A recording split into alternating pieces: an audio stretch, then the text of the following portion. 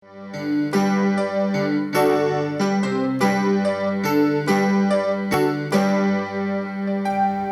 the Lord Jesus. Laishinaye Tangkul Ngurumlong Christian Fellowship Church Tura. Born Corinthians Li Laishi Lakaina. Awijiti Gabita Ache Inala Iwi Legacy Galaniang Konga Ji Natumping We Dungli later in Gapa Pongshok Tangkulung Rumlong Christian Fellowship Church Li Paniung Dalai Maramna Jishu Christa we mission Church Tangkulung Rumlong Christian Fellowship Church Li Ling Lakaina Ningsang Lakaina Odam Gthumi Laka Yangsang Mi Da Kale Jithelaka Varenang Somi Jingrano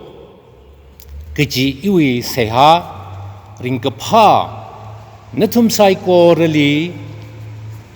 Salam Saleh. Praise the Lord. Aring Thor Katsingram Litsang Kawai Share Sangurum Seda Ili Adam Kami Wivang Rivrali Gala Natum Saigorali Ningshilak Tale Ivanongra Bible Shapshituena Rapture Kajihi Kangtui Kahai Kajinijuo The Gathada Bible Kangtui Gahai Makangtui Gahai Kichilang of After the Jong Pap Talagay ng Anakwi Kawai Itum Shinaka Sokmi Rivalu Pokwi say Sia Sase Katzingram Li Kalaya Itum Sai Goro Ishava Ogtuhili Nuiming Tekmate Hairko Ngishit Kahai Ungshungda Apog Apak Nganuk Haire Pro we Shongza Paikar Nganaisang Maman Haire Brivranui Dekamate Rapture Kaswirak Ainamikamo Tumli Rarot Kogija Damji Nganaishun Haire Atamitran Roi Tumi More Piomida Itum Ning Tekrik Hailaga Nazraj Crystalism Rock Shap Kawai Ariatam hi naroi tum sia sangrum ke itum li nui mangla gathar gating ro na tangrum mida proho Jishu Christa wi ming tekamate pongshong sak milo rivrayu milia morjaining sai kor na sing mida termilo nui ming tekamate kwang sarano nazra Jishu Christa wi ming sing laga horsang sak sane. Amen.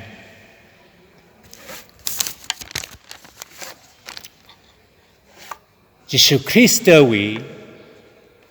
Rapture Masanga Rahurko Rahure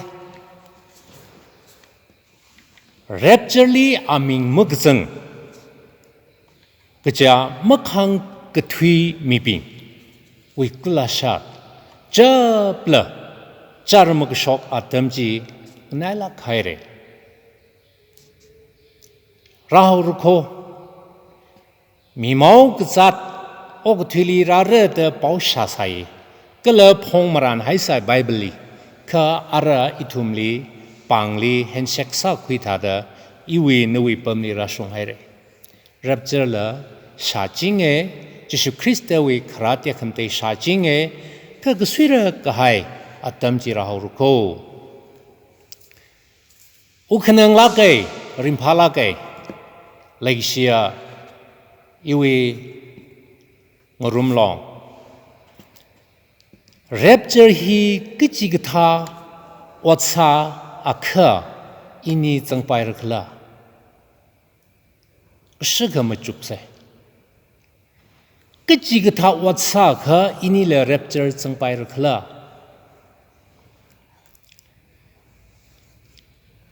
Bible tuicha akha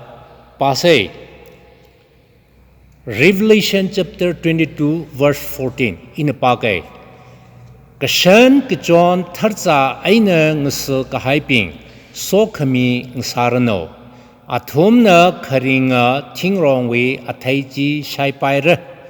kala kenungli ngawei chi aina changpaira maringpha tuiji Laishila gajang Jishuna itumli kusoka hai order tuile Jalaga Jishu Christana okthile delilga itumli kusoka hai order tui order sagai tui leyo Number 1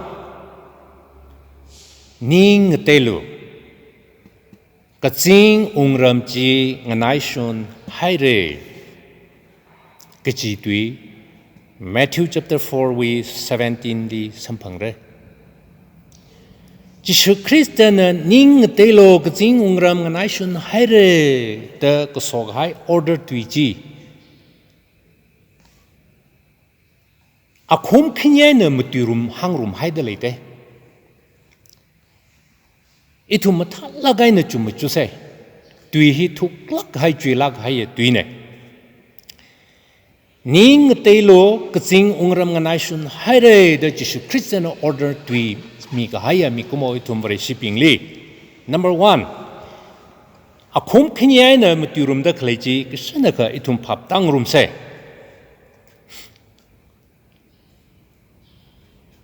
Number 1 ning telo Vreshiping sai korali ning telo compulsory ne Vreshi sai kor hina vreshi kasa sai korona zingram ka khawai te ning khang te compulsory ne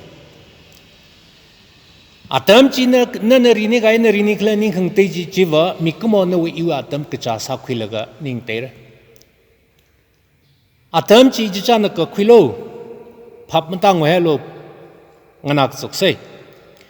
Ning telo sai ko really compulsory hi Jishu Christian na kusog hai Ara ning khang te ji ku hui ka thak ji noi iwi li lai Iwi wat kupsang laga ning te no sika Iwi wat mthui sang hai laga ning te no sika Iwi ka pen sa kui mang kui cha kui laga ning te no sika O akhamang te sika hapta kha wi thili ka chang hui thili ng te no ra jiwa Nawi iwi atung ni lay atam chi ka khwisei Number 2 Kaching ungram anai shun haire Point Phaptai dang Akhapana ning telo Kakhnya pana Kaching ungram chi anai shun haire Hiwi ka khlat pana Thaglo mohi alo Kachine Tui chachi saklak ritlak thuklak haya khum khinyai nam tui hai dale Ning telo yes ning te sare thum compulsory ne ka khinyali substitute superlative word hada Kaching ungram nganai shun haire kichiwe ka khalat pana thaglo mohi alo niwi ning khang te kichi order of shipping li kahang nai Jishu Christali York Sapa Judas Iscariot la Ion Haire ji no da thekwida ala ning te hote Ala Ion Haire ji thekwida awe atam ka jali ka khwilaga ji horale Awi atam ka jaying da a Ion Haire da a ning te hote realize sala ka surrender sa hote Kha hui na ho itong rabi Mishitu msawai paitu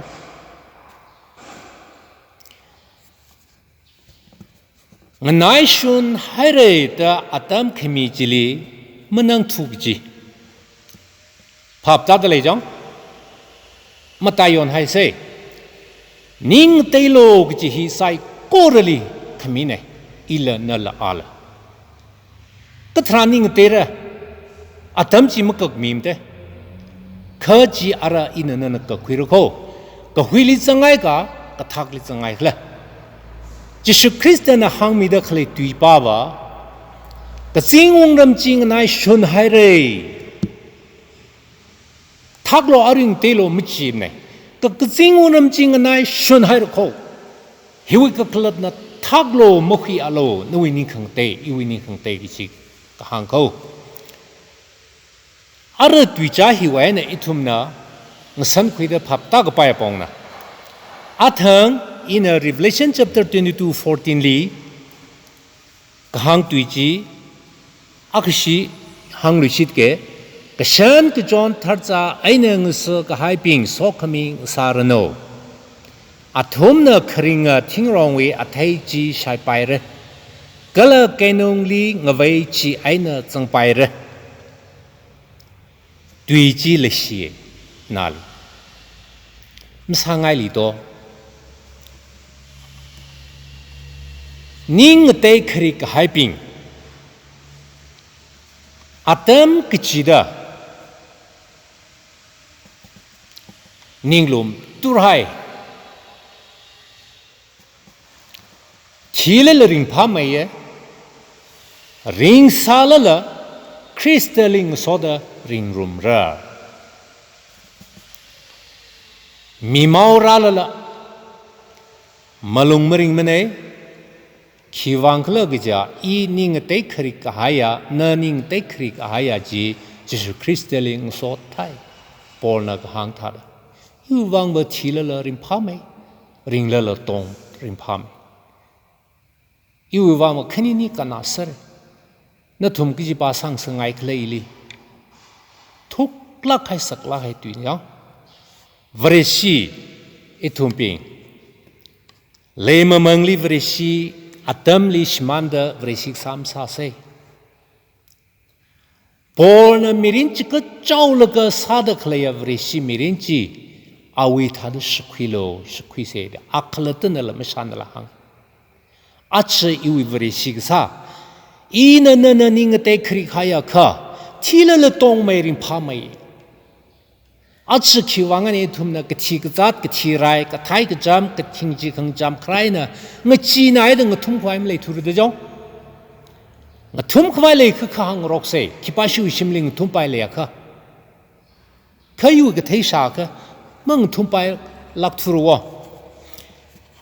Matthew chapter 24 verse 6 li hang hai tha da malung maring mane Jesus Christ li zang zhao de jikat zhao de ning dei de khring a thum ping wei wang ka shan ke John tharcha aining s ka hai ping so khming sar no ning dei khrik hai ping so khming sar no rapture simik show thang ring ka pha phanit sare ning dei khrik laga Jesus Christ wi rapture khara khangrai pi rapture simik sho khara ji thang ring ka pha phanit vre siwi phanit sare mimau iwang malung maringa se vre shipping ithum ping ning matialo kum hirang khavre si sa sara hai laga acha mimau aina rak ka thangai na Jesus Christ na chang khayang lapai kala iwi maka shong magathar wiwang malung khwat la pai achre hili ngachi da ithum ngul lo pai na mupung pa se nawi wi vreshi kum chirang sara ka hai se ha sara ka hai we athai mathing sak se achne na vreshi ka sa in vreshi sa da khle hi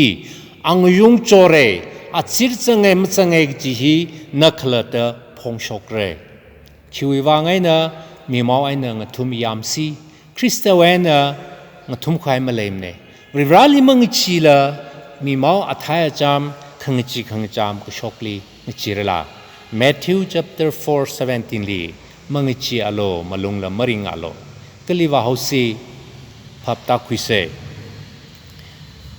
rapture chimi show wi wang malung ring se rapture chimi show wa malung ring se mirin wi vreshi sa jithang na kup sarai rapture simik show wa malong ring se rapture chimik sho khara chithang merenli vreshi sara ka haya chimik sho chithang kukup chimik sho sare rapture anala khaire Jisu Christ we rapture anala khaire. Praise the Lord. Amen. เพราะพระวิได้เข้ามาใจแต่ลึกคนเกิดของจิตทารานเมื่อกชีมันเข้าพอร์กาทัเทกวีราก็วิสัมกับพังลุงลีก็ยังบางไว้เดือดสิราจิลิงาทิ้งคาราลีอิเลสารา